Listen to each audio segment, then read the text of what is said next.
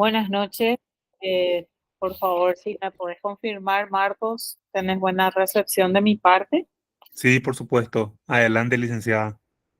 Ok, muchas gracias. Buenas noches a todos. Gracias por estar aquí. De una manera de celebrar un poco nuestra semana del kinesiólogo, como suelo decir, a veces un poco invisible en la sociedad, pero bueno, también reitero que empecemos a ser un poco más representativo, depende de nosotros. Así es que vamos a intentar siempre eh, que nos visualicen un poco más a través de las acciones que podamos um, hacer desde donde nos toque estar.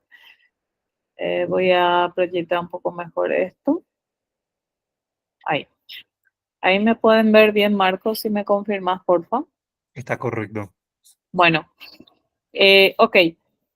¿Por qué elegí este nombre? Es una introducción que hice hace poquito en un congreso de la Universidad del Norte, donde estuve como invitada, porque quizás muchos todavía conozcan esta dolencia como pubalgia. Entonces, para actualizar un poquito lo que hoy se conoce como groin pain o dolor inguinal, entonces vamos a ir viendo cuáles son las teorías actuales, cuáles son las tendencias en cuanto a diagnóstico y tratamiento, etcétera, etcétera. Y bueno, por supuesto, como suelo decirle a los chicos en la facultad, antes de pensar en un tratamiento, yo tengo que asegurarme de hacer un buen diagnóstico, por sobre todo que sea certero, de manera que mi intervención sea válida. Vamos a hablar un poquito de lo que es la relevancia en el ámbito deportivo donde yo me desempeño con, digamos, con mayor frecuencia. Hay que saber que esta denominación también se conoce como osteopatía dinámica del pubis y realmente en el fútbol es bastante frecuente su presencia. De hecho, en la literatura, digamos, a nivel mundial se refiere mucho a lo que es el hockey, el esquí, que quizá en nuestro país no se practica con tanta frecuencia. Entonces vamos a enfocarnos un poquito en lo que es fútbol, ya sea de campo, futsal o fútbol de salón. Tenemos una incidencia de 1 de cada 5 jugadores. Los últimos datos que tenemos en la actualidad es del 2015, hasta que en ese momento todavía se lo conocía como pubalgia.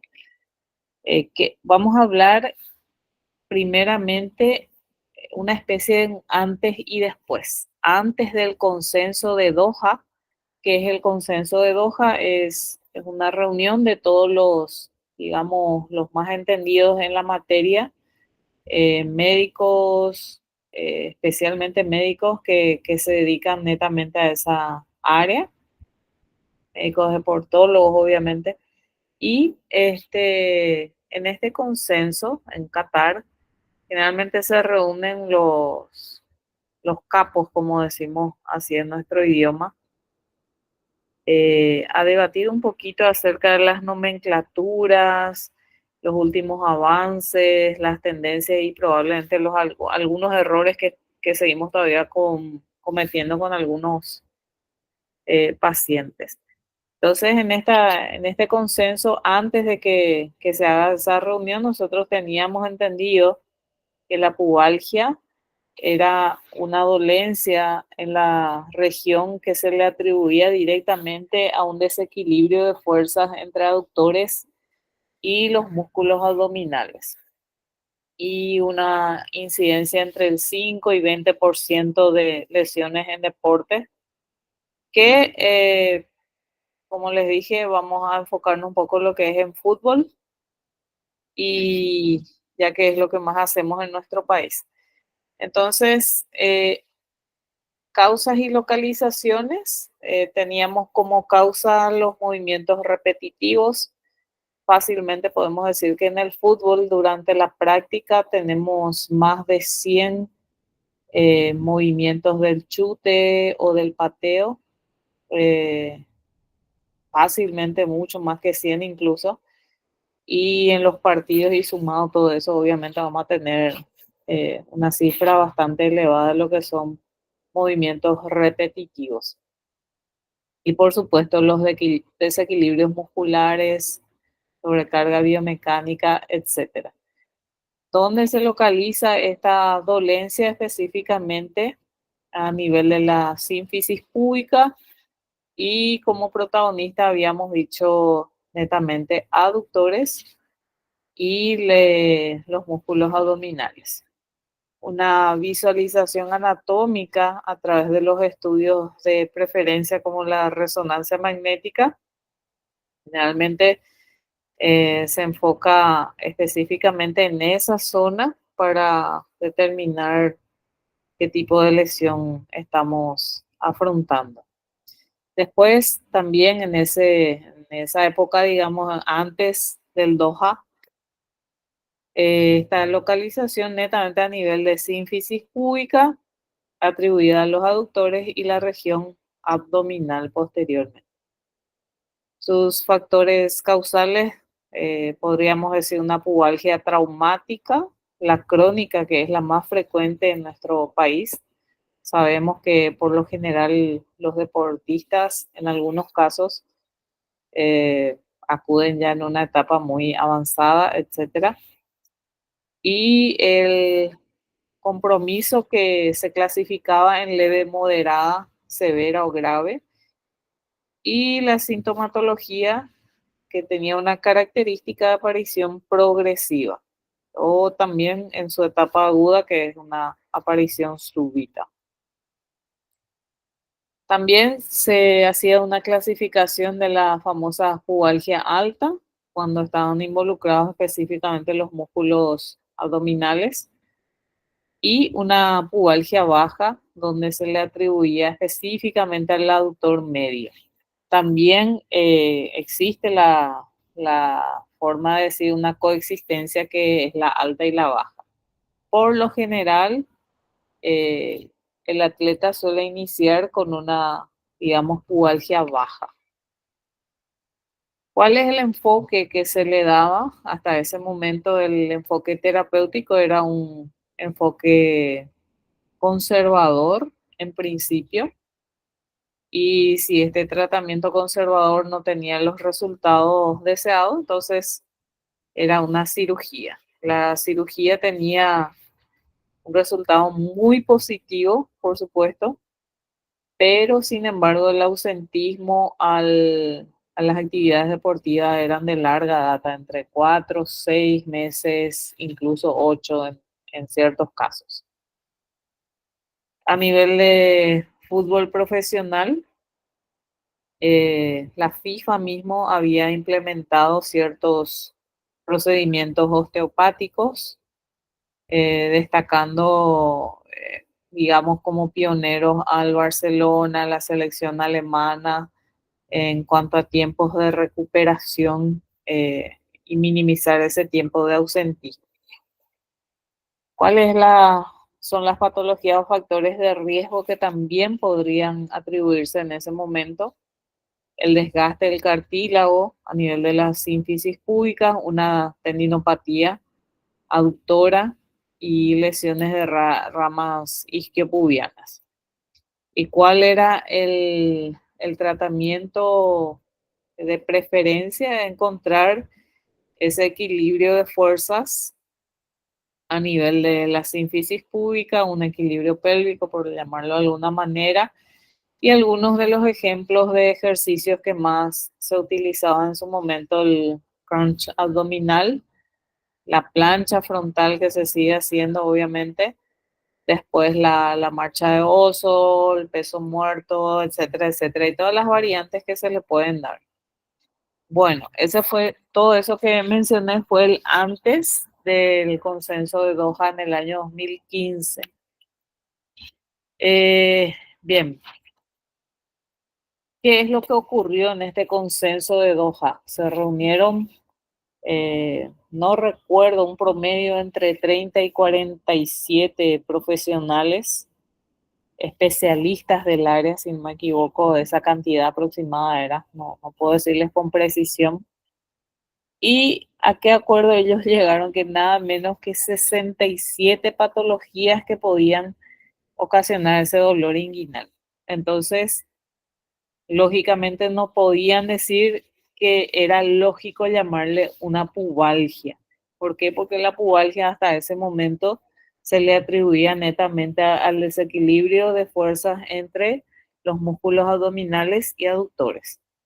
Entonces, eh, hoy por hoy a esa pubalgia le llamamos dolor inguinal o groin pain en inglés. ¿Y por qué dolor inguinal? Porque podemos encontrar lesiones o dolores a nivel de la zona baja del abdomen, a nivel de la ingle, a nivel de los aductores, a nivel de la cadera, la espalda baja o incluso las vísceras. O sea que es bastante grande el campo, amplio el campo a tratar, a evaluar. Hay que ser, aparte del conocimiento, hay que tener mucha experiencia en esto para evitar cometer demasiados errores en el diagnóstico. También se había mencionado que las lesiones a nivel de fútbol en clubes masculinos representaban un 4 a 19% de todas. No es tan alto el porcentaje, pero sin embargo, este tipo de dolencias cuando manifiestan los jugadores se pierden incluso la mitad de la temporada prácticamente. Entonces, la incidencia es baja, pero una vez que pasa, si justo el jugador clave obviamente queda fuera, eso ya marca una gran diferencia. Y en cuanto a las mujeres, un poquito menos en cuanto a porcentaje. Este consenso estableció que la pubalgia puede implicar 4 tipos de dolor que habíamos dicho en la región inguinal, pero que también pueden combinarse, y de ahí la importancia de identificar las diferentes estructuras. Entonces, recordando de nuevo, pubalgia, musculatura aductora o abdominal, que también incluimos psoas, flexores de cadera o propio pubis. También puede ser un dolor lumbar que sea referido, uno visceral, puede ser de la cadera, puede ser hernia e incluso, eso fue lo más llamativo, problemas psicosociales que de repente no estamos muy acostumbrados a incluir en nuestras evaluaciones. Entonces, ¿qué es lo importante de acuerdo a este estudio? Tratar de no ser muy simplista en cuanto a la visión, no enfocarnos solamente en esa zona aductora o en la zona abdominal. Entonces, abrir un poquito más los ojos, abarcar un poco más y tratar de involucrar todos los aspectos que hacen a esa persona, a ese atleta, jugador, lo que fuese. El total no es igual a la suma de las partes, es decir, yo no puedo tratar en forma aislada una zona y después recurrir a la otra. Obviamente es una dolencia bastante compleja que hay que saber por dónde empezar, con cuál continuar y por sobre todas las cosas el acierto de nuestras evaluaciones es todo un desafío. ¿A qué nos referimos cuando decimos no ser tan simplistas, reduccionistas? De repente, fíjense en esta imagen que es bastante interesante, en que en el consenso de Doha justamente hicimos una especie de resumen de lo que tenemos que tener en cuenta y entre ellos mencionan el factor psicológico en cuanto a las emociones o el control o gestión de emociones, como suele decir nuestra coach con quien trabajamos. Es sumamente importante saber gestionar esas emociones. Todos sabemos que un atleta está constantemente bajo presión. Mucha gente quizá dice, bueno, tiene que estar acostumbrado para eso, practica o todos los días cuando falla un penal, etcétera. No es tan fácil. Es como, bueno, te vas a rendir un examen final y por más que hayas estudiado, normalmente uno siente un tipo de presión que muchas veces nos hace cometer errores. También algunas presiones de parte de los familiares mismos, que es bastante llamativo en muchos deportes. Este año escuché muchas declaraciones de parte de jóvenes que decían que incluso ellos no querían practicar ese deporte, que simplemente lo hacían porque sus padres les presionaban. Entonces, este tipo de vivencias, de experiencias, hace que a uno le cueste más gestionar esas emociones y obviamente eso repercute a nivel musculoesquelético. Ah, también el relacionamiento con los profesionales encargados de dentro de un equipo deportivo, eh, la presión social, las situaciones que uno va viviendo, todo lo que hace el contexto integral de una persona. O sea, todo el mundo cree que el deportista se va a la cancha, entrena, se va a dormir, vive bien una vida bastante alegre y fácil y bueno, después se va a jugar más o menos. Pero bueno, es un poco compleja esta situación para describir en unos minutos. Volviendo un poquito a lo que es más a nivel musculoesquelético, la zona, el mapeo del dolor se resolvió en este consenso fue que es un dolor que se caracteriza por una molestia en la región de los aductores de cadera. Fíjense cómo muestran en la imagen. Tenemos zonas bastante cercanas y quizá distinguir una de otra no sea muy fácil, por eso mencioné la experiencia también contribuye mucho al acierto de nuestras evaluaciones y tratamiento, por supuesto. Tenemos los flexores de cadera en la zona de la ingle y el pubis. Y como verán, prácticamente es un mismo punto de dolor si nosotros llegamos a palpar en nuestra evaluación. Y es muy importante lo que el paciente nos refiere en su momento. Vamos a tener tres entidades clínicas, las cuales van a agrupar ciertas partes anatómicas. Repito otra vez, en este encuentro de Doha, ellos habían agrupado dentro de las entidades clínicas uno, digamos, vamos a situarnos con el dolor inguinal que está relacionado con los aductores, es decir, finalmente vamos a hacer, eh, digamos, diagnosticar como un dolor inguinal, pero que tenemos que saber describir quién es el causante. En este caso, dolor inguinal es relacionado con los aductores. En el fútbol, la cantidad de repeticiones, movimientos del aductor es increíble. Es mucho más que 100, como mencioné hace rato. También puede estar relacionado con el iliopsoas, que es un músculo muchas veces un poco olvidado, poco entrenado, el que está relacionado con la ingle misma, que tiene que ver con las ciertas maniobras que hacemos durante el día, como la maniobra de Valsalva, el estornudo, la tos, o algunos antecedentes de hernias, inclusive, que muchas veces la persona ni siquiera sabe que tiene. Y el dolor inguinal que está relacionado con la zona del pubis específicamente. En la entidad clínica 2 vamos a tener todo lo que está relacionado con la cadera. Y en esta zona tenemos, para citar, una gran cantidad de molestias, lesiones, desde una bursitis, trochanteritis o todo lo que tenga que ver con la cadera.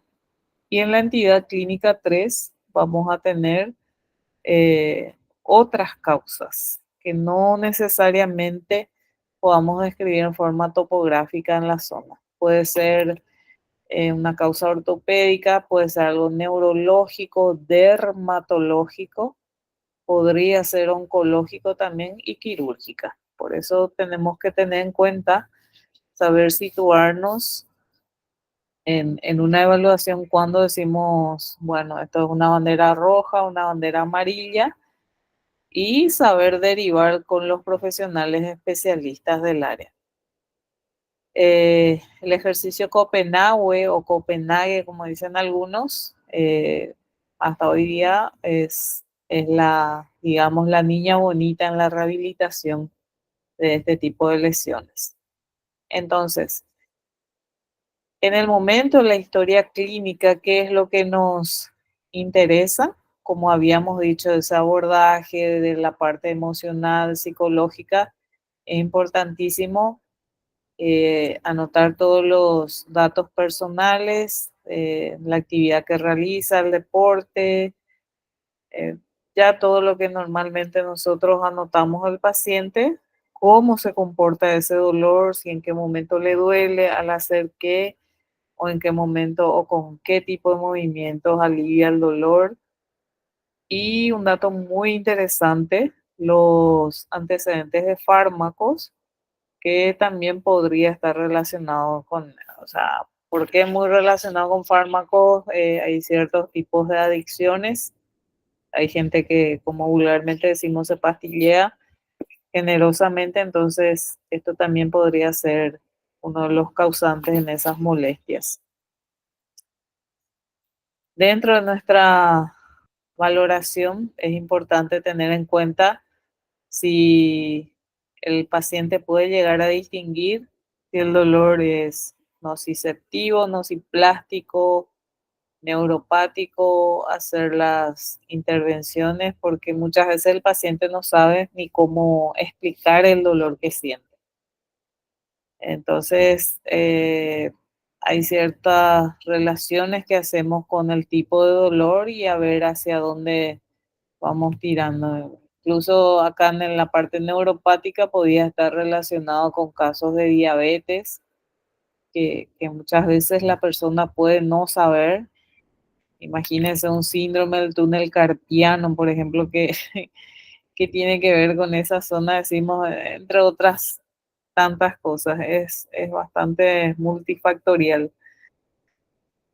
Ah, también reconocer el tipo de dolor, sus características, cómo se comporta durante las 24 horas y como había dicho, cuáles son los factores que agravan o alivian ese dolor, etcétera, etcétera.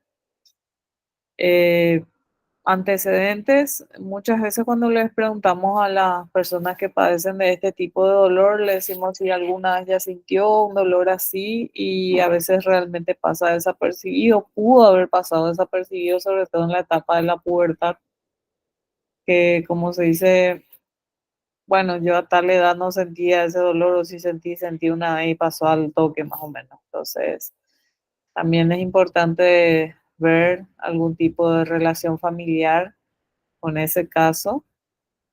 Y si es que la persona confirma que tuvo una lesión similar, cómo fue que sanó, si es que se hizo el tratamiento, dejó pasar, si se adaptó, algunos catastrofismos también, y resolver algunas dudas, por qué me pasa, etcétera, etcétera. Bien. Eh, Vuelvo a repetir haciendo una especie de repaso. Antes del consenso de Doha en el 2015, nosotros nos referíamos a pubalgia atribuida a desequilibrio de fuerzas entre aductores abdominales.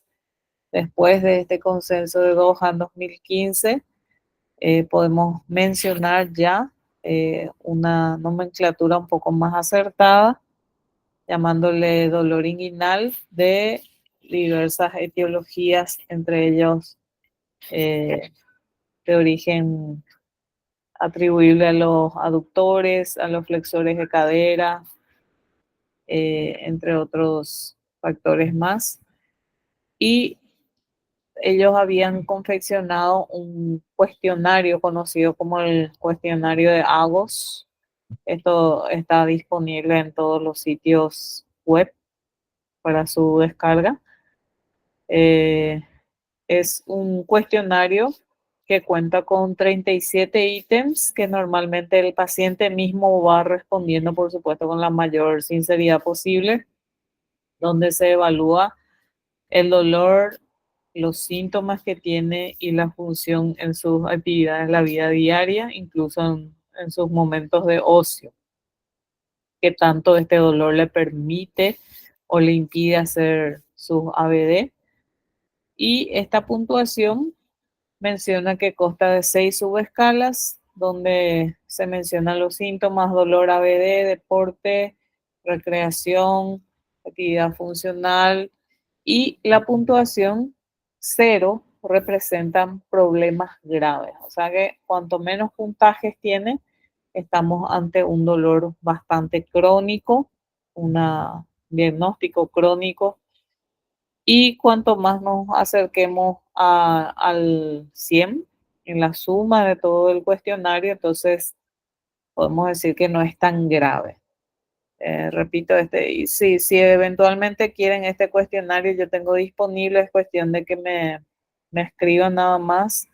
En, después les voy a indicar dónde y ahí les puedo compartir con mucho gusto.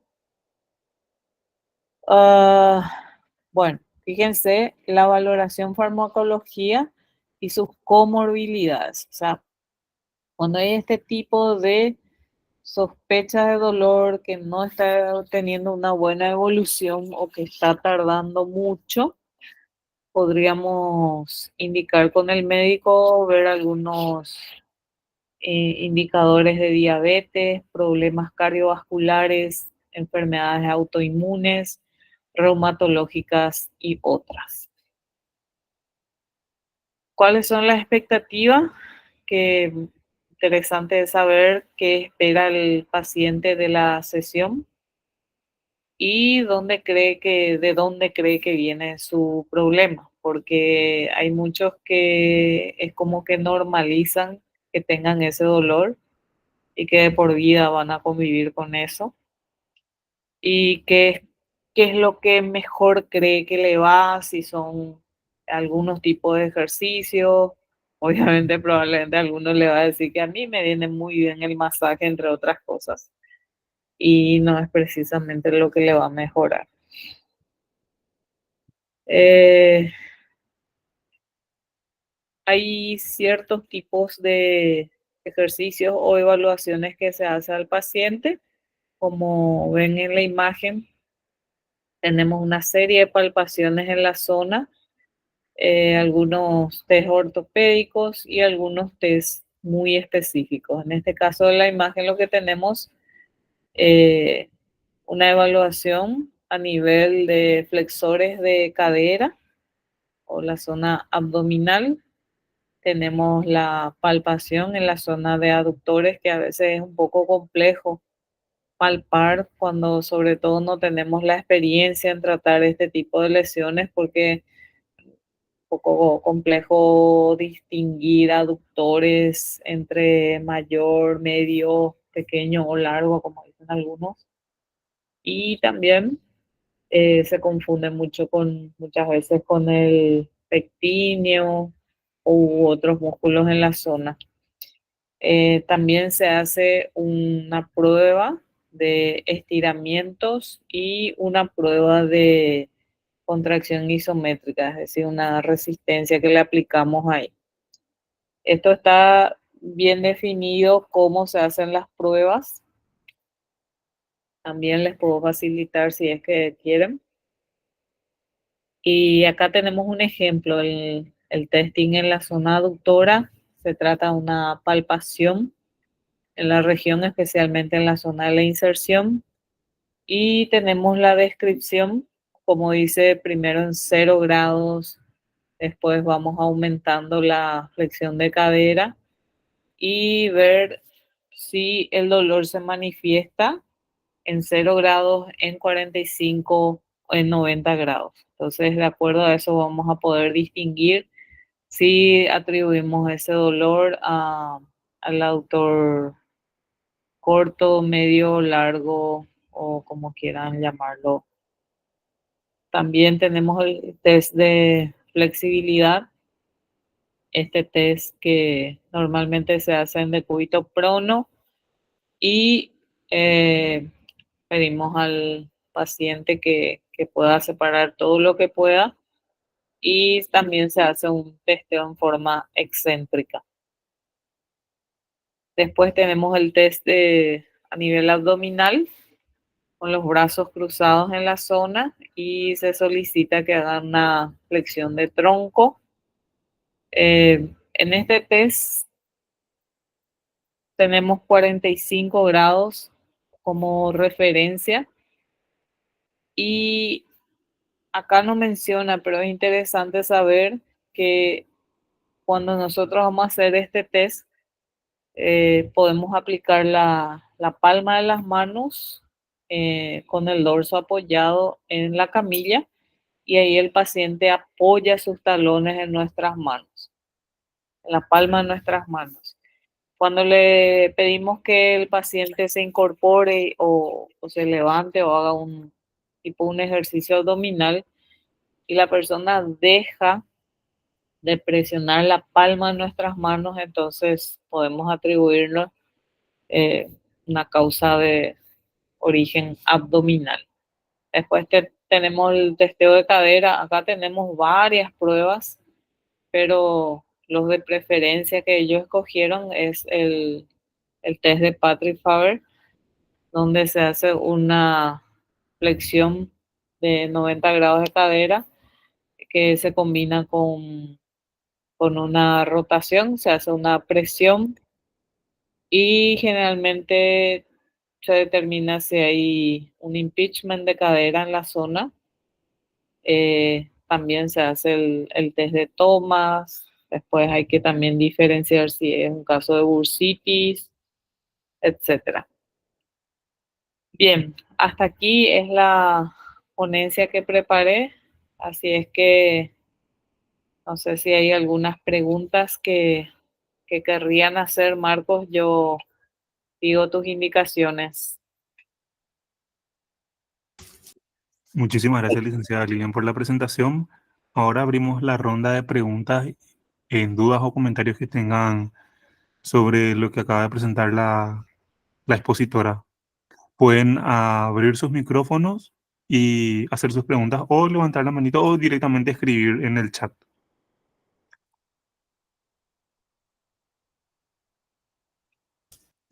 Mientras el auditorio plantea sus preguntas, yo tengo una consulta, licenciada.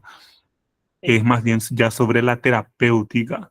Ujú. Eh, Se ha utilizado mucho el masaje transverso, conocido también comúnmente con el masaje transverso tipo Syriax. En la actualidad sigue siendo una opción terapéutica el uso de esa técnica o desde el punto de vista manual hay otras formas de abordar, perdón. Y mira, Marcos, realmente es importante aclarar bien cuál es el causante. Si nosotros recurrimos directamente a la aductora, que es la más frecuente, ¿verdad? Antiguamente hacíamos todo, todos empezamos haciendo eso, pero si es una zona aductora, por lo general en la zona de inserción es atribuible a una tendinopatía. En los casos de tendinopatía, eh, el tratamiento de elección antiguamente era el Syriax, como decís, pero sin embargo, ¿qué es lo que uno busca provocar con el Syriax? Una irritación para una inflamación y cosa que no va a pasar con el tendón por las características que tiene. Entonces, no, hoy por hoy podemos decir que es una gran pérdida de tiempo. No va a mejorar con eso. No vas a inflamar ni va a tener el resultado que deseas. Entonces, lo que actualmente se hace más es aplicar técnicas analgésicas que, que usualmente algunos utilizan todo lo que es electroterapia, es muy bueno, y después directamente ya es prescribir los ejercicios que de preferencias iniciamos siempre con los isométricos en diferentes zonas y después los vamos readaptando. Y constantemente vamos haciendo los testeos para ver si realmente mejora con eso. Y hablamos, yendo un poco más allá de la pregunta que hiciste, estamos hablando de por lo menos probablemente entre 3 a 4 semanas para que se da el dolor. Si es que por lo menos el paciente ya vino en su etapa crónica, que es la mayoría de los casos. Así que esa es mi respuesta, Marcos. Nosotros quiero aprovechar el momento para mencionar un poco, muchas veces criticamos algunos tratamientos que hacen los colegas, siempre estamos expuestos a eso, pero lo que hoy estamos haciendo, como siempre dije en las ponencias que estuve, lo que hoy estamos haciendo, probablemente de aquí a unos años digamos también que, mira la macanada que hice. Y bueno, tratamos de guiarnos un poquito en lo que es lo que funciona en el paciente, lo que le alivia y bueno, es válido. Pero esa es mi respuesta, Marco. Muchísimas gracias. Particularmente me quedó bastante clara tu explicación. Y tengo, creo que hay una pregunta, ¿alguna referencia a ustedes para dar el alta al paciente? Pregunta una persona. Sí, y justamente se utiliza el cuestionario DOJA, esos 31 ítems ya habla de todo lo que tiene que ver con las ABD y con la actividad deportiva. De hecho, el retorno al deporte, normalmente manejamos ciertas baterías de pruebas que tienen que hacer, que estén relacionados obviamente con el deporte que hace. Y, y lógicamente el paciente tiene que volver sin dolor, que muchas veces no es lo real. Ese es el sueño del pibe, como se dice vulgarmente. Pero en nuestro país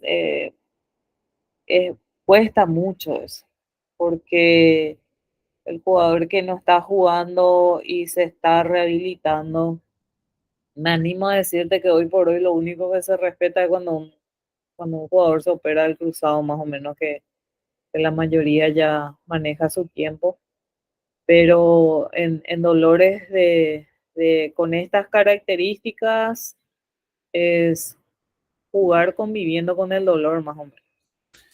Justamente por eso iba a enlazar una siguiente pregunta de mi parte.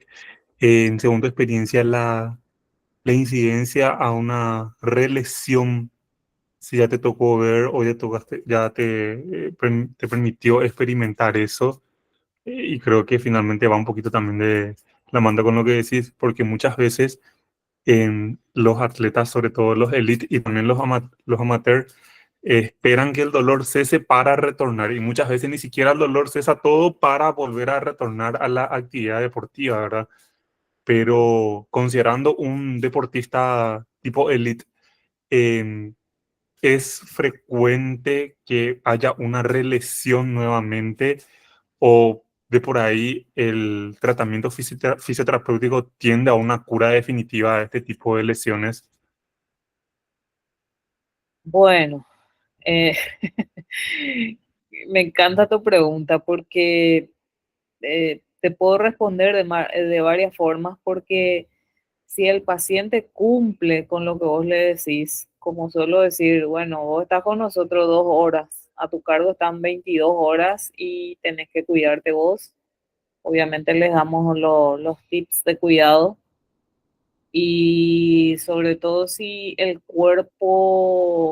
equipo multidisciplinario en el que estás trabajando respeta tu criterio. Sí, genial. No hay reincidencia y vas a trabajar con ese jugador seguramente durante toda la temporada. Pero en nuestra realidad, ¿qué es lo que pasa? Como te dije hace rato, el jugador no llega al dolor cero por lo general, porque te dice yo dejo de jugar y no cobro. Y si yo no juego más, otro ocupa mi lugar y no puedo con eso. Y lastimosamente esa es la realidad. Ahora, a nivel elite, sí. Ahí sí se respeta, se hacen las pruebas. No estoy segura que tengamos un criterio unificado en cuanto a la batería de pruebas que podamos hacer. Eh, de hecho, estamos tratando de dialogar con algunos colegas para ver si se puede unificar toda la batería de test en cada tipo de lesión.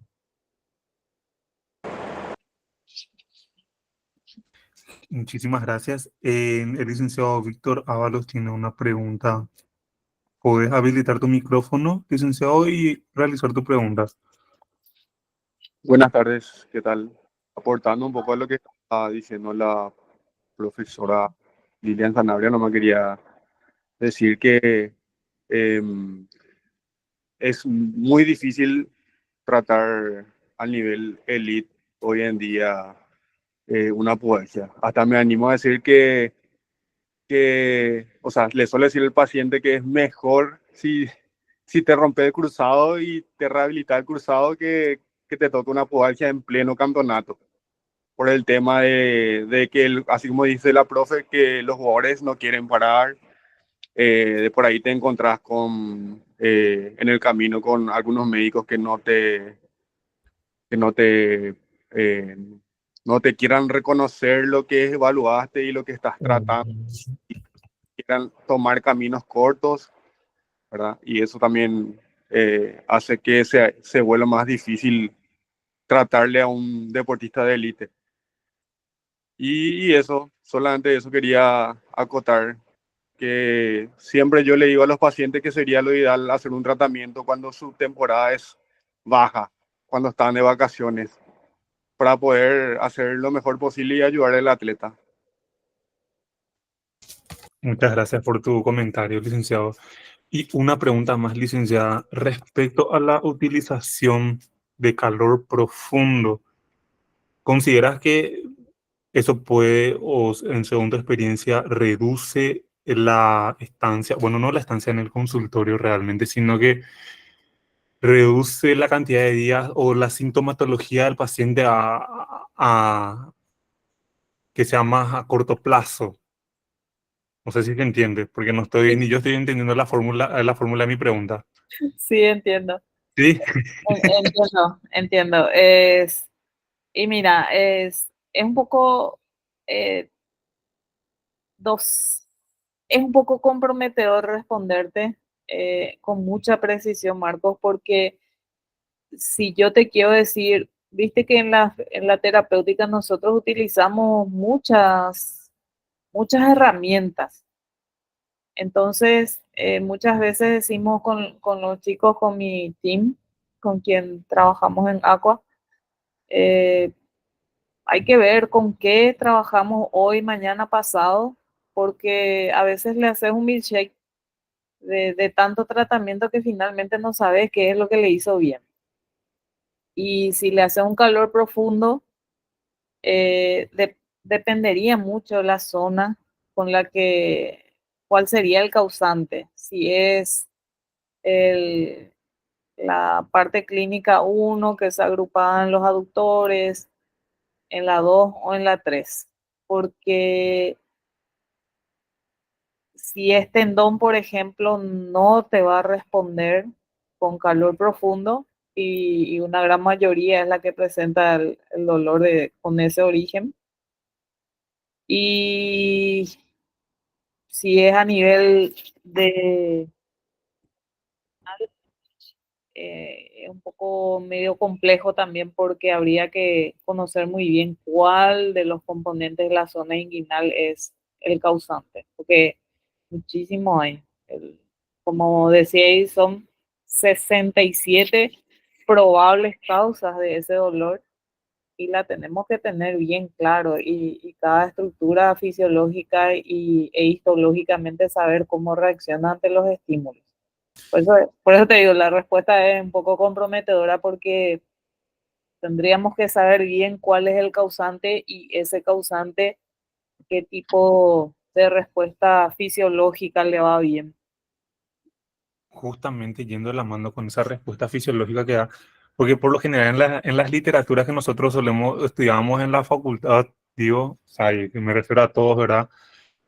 Siempre se decía que obviamente la respuesta que hacía el calor sobre el tejido, ¿verdad? Era el tema de la vasodilatación, liberación de sustancias de alcohoides o la reorganización de fibras de colágeno, etcétera. Hoy por hoy eso queda en desuso.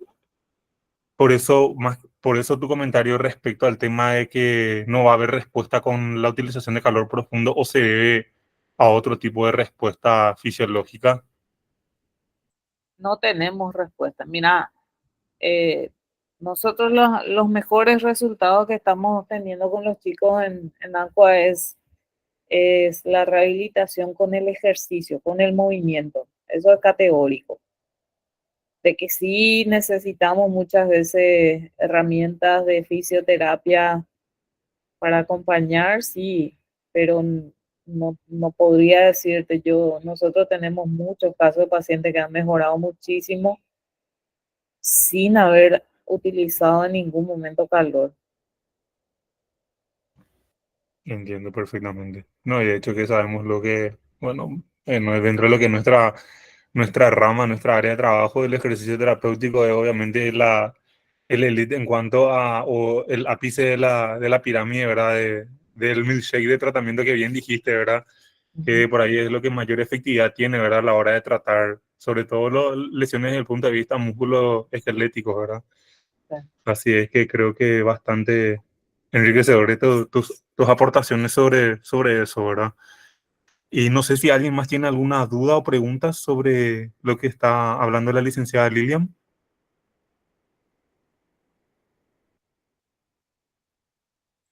Pregunta Calex Fretes, ¿está bien relajar completamente a los aductores con un poco de masoterapia y luego proceder al fortalecimiento? Bueno, la masoterapia siempre da gusto, ¿verdad?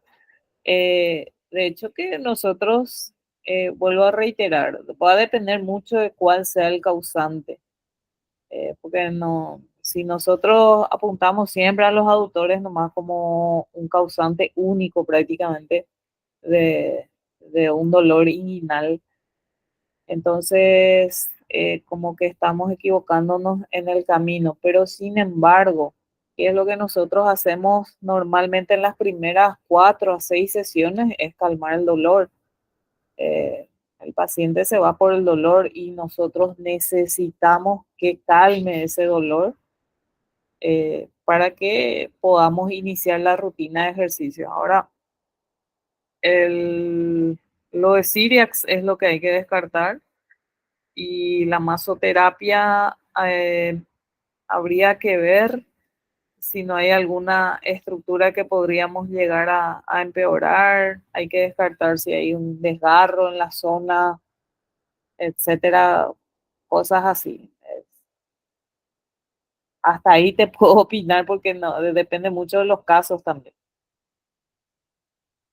Totalmente. Y bueno, creo que aparentemente ya no hay preguntas, ¿verdad? Entonces, Creo que aburrí, Marcos. ¿eh? Creo ¿Qué que les pasó? aburrí cuando nos preguntan es porque se aburrieron. No, puede ser que hayan aprendido bastante. Yo hice Vamos. una pregunta. Ah, sí, la licenciada en nuestra moderadora oficial, su pregunta fue ¿cuál sería una recomendación de ejercicio terapéutico para el entrenamiento del core? Del core. Hice esa pregunta, Lili, porque al inicio mencionaste que la plancha también era un factor. Bueno, por lo menos entendí así que es un dato que se sospecha de esa lesión. No sé si entendí bien. No, realmente es, a ver, si vos tenés siempre como la idea que es el desequilibrio de fuerzas y tenés que trabajar con plancha, la plancha, cada ejercicio tiene, cuando surge un ejercicio, empieza a conocerse, Dios mío, lo mejor del mundo es, no sé, lo que sana cura el cáncer más o menos. Hasta que después se va investigando, viendo la diversidad de resultados o que tuvo o no.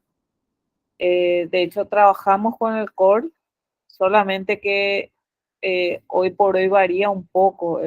Los ejercicios de core ya no son los convencionales porque no hay una situación tan estática como la que el deportista sobre todo esté en ese momento. Entonces, se trabaja mucho con perturbadores. Claro que la base siempre es la plancha convencional, que uno trabaja con eso siempre. Lo que yo nunca estuve de acuerdo es activar en tiempo muy exagerado, porque de hecho es un trabajo isométrico y la isometría eh, que sabemos que genera una especie de hipoxia a nivel tisular. Entonces no es tan recomendable como algunos creen que tienen que hacer 2 minutos. Incluso hay competencia de, no sé si alguna vez leí que alguien soportó hasta 24 horas, algo por el estilo, no sé cómo hizo. Pero digamos, la A dentro de la ABC, pero después se trabaja más con la parte dinámica, digamos, un core dinámico, ver si realmente ese trabajo en forma estable, qué tan útil es en la parte dinámica y su desempeño en el tipo de deporte. Todo hay que mirar cuáles son los movimientos más utilizados en el deporte, entonces adaptarlo hacia esa forma de hacer los ejercicios. Y mira, aprovecho la ocasión para mencionar eso, Lelis. Eh, Ahora está la tendencia de los ejercicios hipopresivos, la activación cómo activar más el diafragma. Y ellos son es una escuela bastante opuesta a lo que es la escuela del core, digamos. Incluso dicen que ya no deberíamos hacer más o menos y dejar de hacer los abdominales incluso. Dentro de 10 años van a desaparecer ese tipo de ejercicios y se va a optar más por los ejercicios de activación de trabajo de diafragma.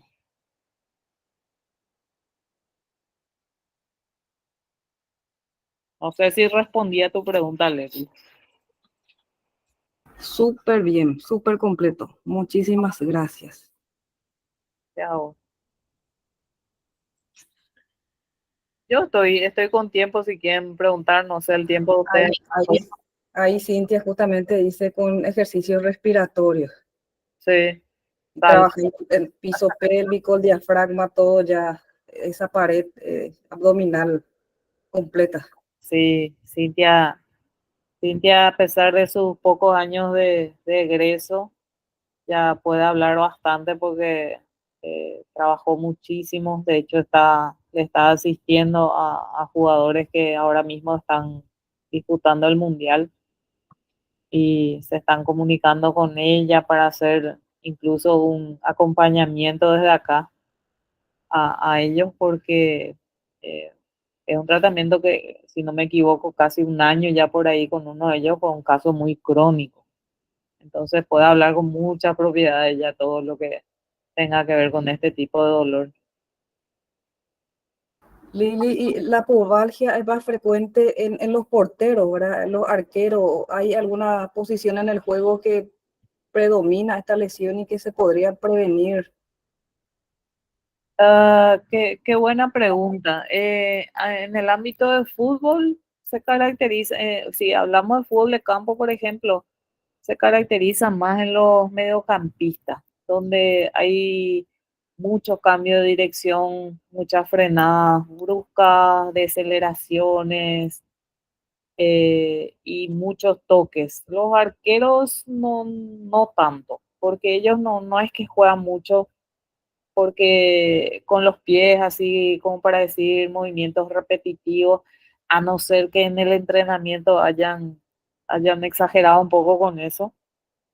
pero no es muy común verle a un arquero con esa dolencia. Probablemente hay que estudiar y ver cuál sea el origen realmente.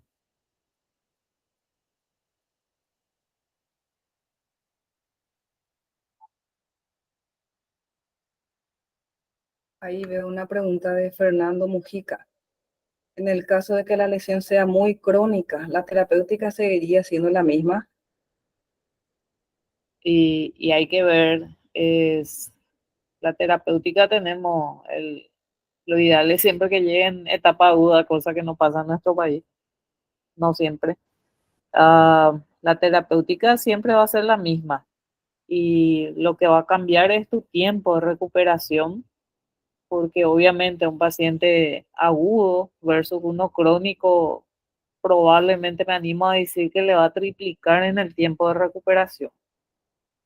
Entonces, la terapéutica sobre todo va a responder a qué resultados haya arrojado la evaluación.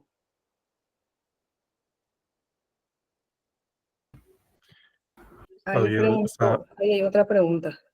sí, pregunta Fabi Fernández. Entonces, ¿en qué consistirá la mecánica de la lesión? ¿Qué podríamos hacer para evitar que lleguen nuestros pacientes a lesionarse? Oh, eh, y ese es nuestro sueño. Que dejen de jugar. No, no. Mira, este año no hace mucho estuve en un curso que me gustó mucho lo que dijo uno de los colegas, que dentro de un equipo deportivo no es que nosotros tenemos que trabajar con los que están lesionados nomás. Nosotros tenemos que ser capaces de ir seleccionando ya, mira, vos venís, hoy vas a trabajar conmigo. Vos venís a trabajar conmigo y no vas a entrenar. Ahora que después de que hagas eso, no te despida el entrenador, va a ser todo un logro. Y lo nuestro, netamente, lo ideal es hacer la prevención. Pero, discúlpame, ¿cuál era la pregunta exacta? Porque no sé si me estoy yendo mal. La pregunta exacta era, ¿en qué consiste la mecánica de la lesión y qué se puede hacer para evitar que los pacientes lleguen a lesionarse? Ok, y bueno, la mecánica de la lesión es descartar una de esas cuatro posibles causas, ya sea la flexora, la aductora, ya sea la parte psicológica. Nosotros tenemos súper comprobado que la parte emocional eh, directamente afecta las lesiones, sobre todo musculoesqueléticas. Y bueno, a partir de eso es trabajar abarcando todos esos aspectos. A ver un poquito si puedo ir a una de las imágenes. Creo que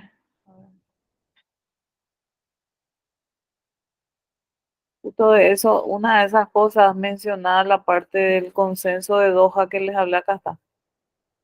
En oh, esta imagen, no sé,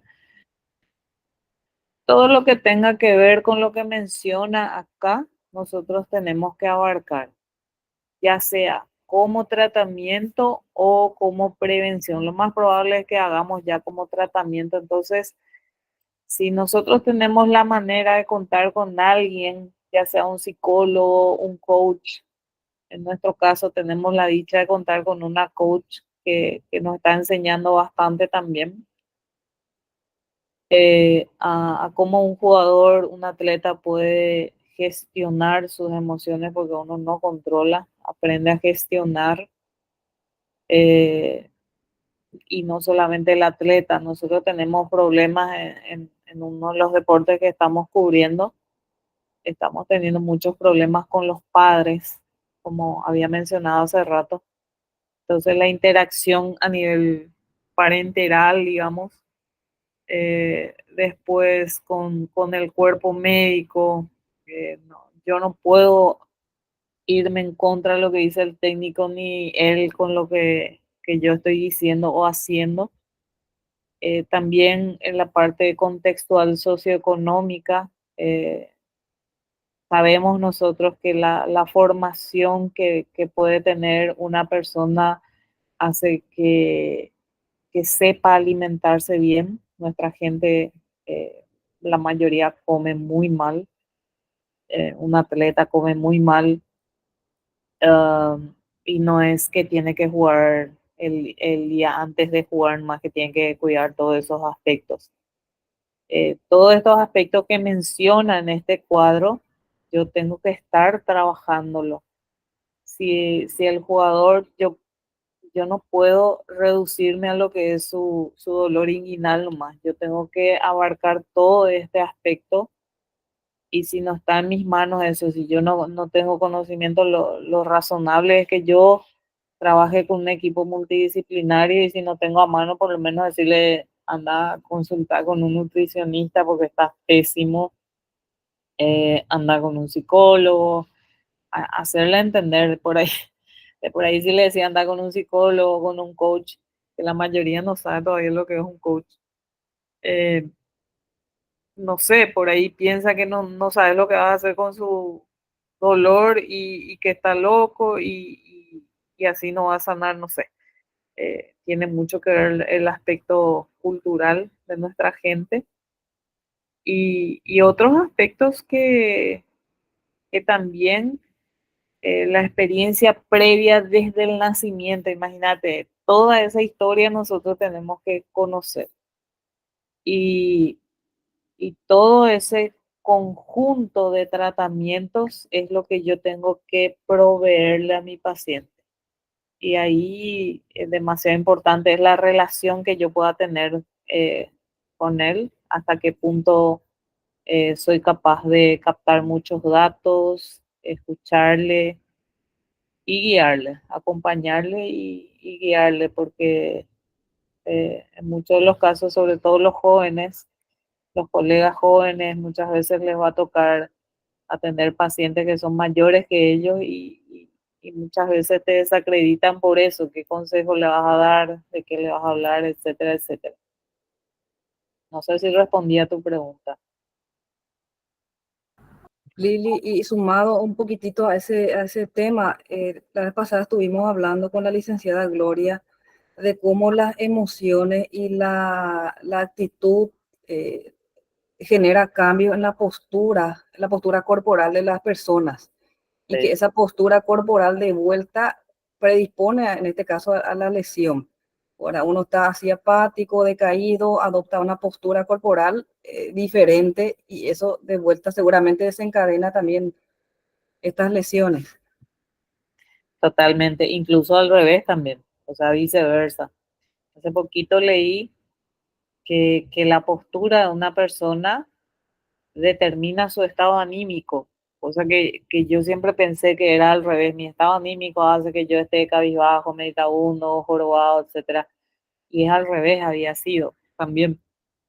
O sea que es interesantísimo hacer ese abordaje. Por eso el desafío que tenemos los kinesiólogos cada vez es mayor, el conocimiento multidisciplinario y, digamos, pluricultural, inclusive para el manejo de casos, no solamente así, la diversidad de casos que tenemos que tratar.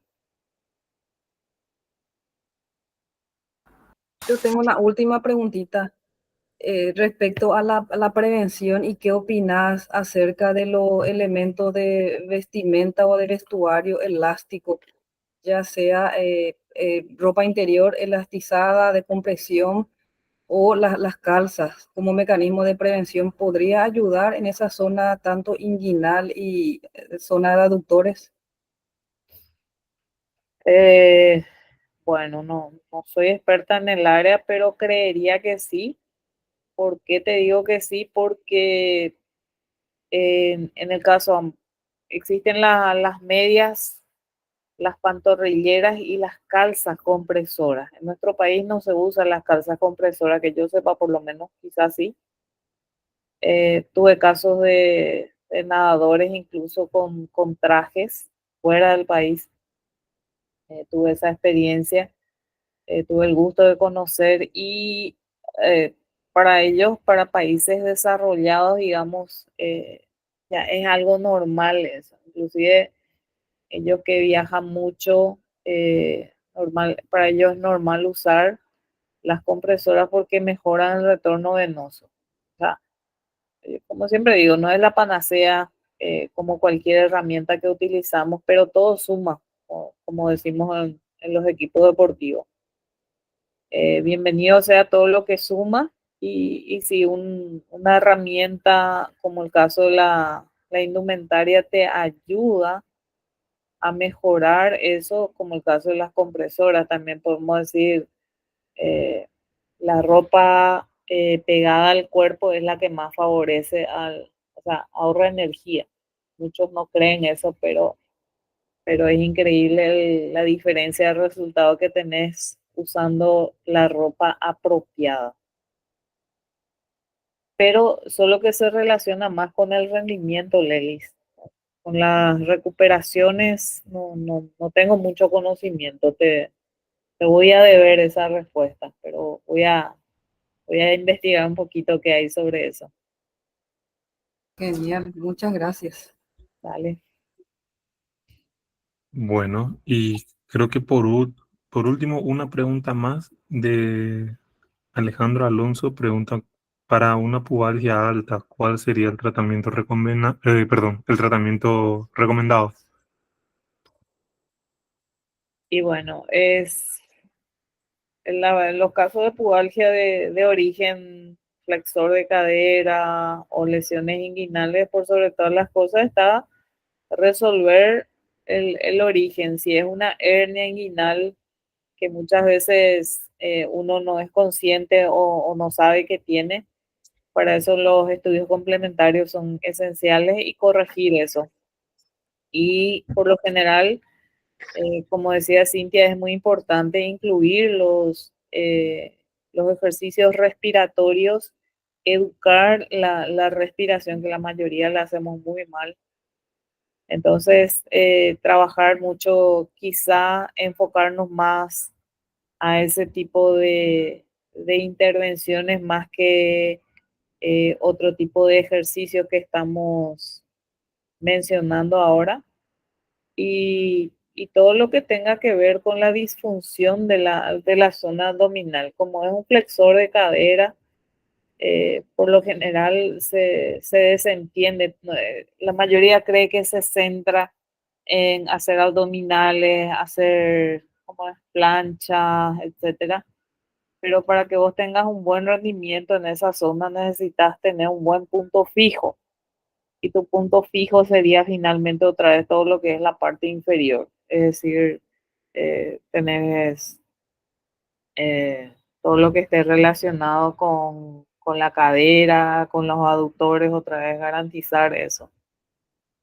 Es todo un conjunto, no vas a trabajar nunca en forma diferenciada. Si vos tenés un dolor inguinal de origen inguinal o tengas un dolor inguinal de origen abdominal, siempre vas a trabajar todos esos componentes que habíamos mencionado. Y justamente eso está dentro de ese cuestionario AGOS. Por eso es importante leer qué es lo que pregunta ahí. Yo les repito, tengo con mucho gusto, les puedo facilitar y por cualquiera de los medios que les mostré hace rato al final. Ahí está. Genial. Bueno, ahí como ven en la pantalla está el correo electrónico de la licenciada Lilian. Si por ahí quieren seguir con ella y por sobre todo que les pueda facilitar el test.